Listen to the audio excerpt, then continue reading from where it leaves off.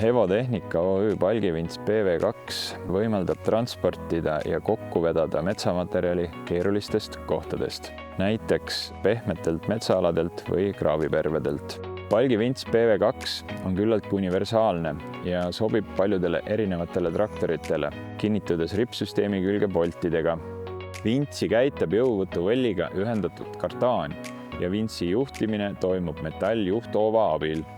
Vintsi poolil on 50 jooksvat meetrit trossi. Sobival kaugusel saab palki edasi transportida keti abil, mille saab kinnitada veolatile.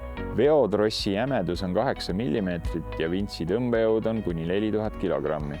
Vajadusel saab trossi poolile panna 70 jooksvat meetrit trossi.